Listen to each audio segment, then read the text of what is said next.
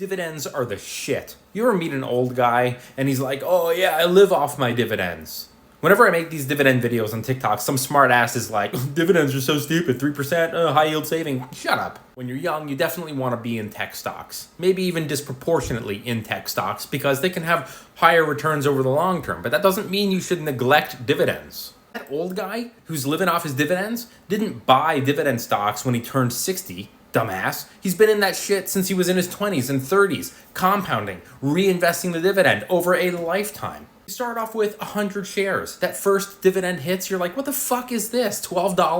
Are you kidding? But over the long term, all those dividends, reinvested, compounds. But I don't know what dividends to invest in. I'm going to show you one way that I like to use to find dividend-paying stocks. Maybe you call it a dividend stock finding hack.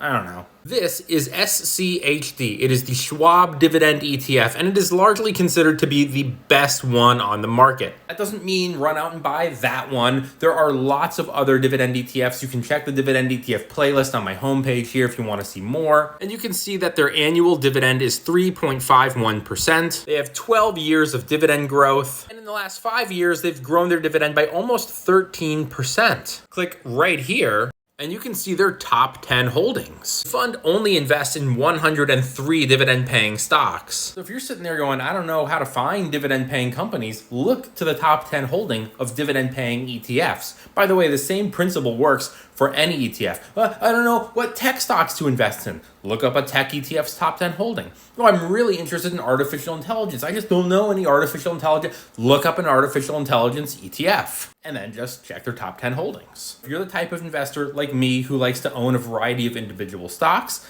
then you can go through their top 10 holdings and you can do a little research. And if you don't want to do any of that research and you say, just give me the fund, it's easier, then that's an option as well. But how do you do the research?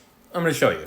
All you got to do is go right here and click on the menu, which is right here. Now, by the way, everything here is totally free, but you're looking for this one right here, the Fundamental Analysis Template. And if you're sitting there going, man, I don't know how to fill all this stuff in, don't worry about it, because before you click on that template link, there are videos all over the place that'll walk you through how to do it. All right, that's it. Investing is easy. Don't overcomplicate it. Smash that follow. Thanks for watching. See you later.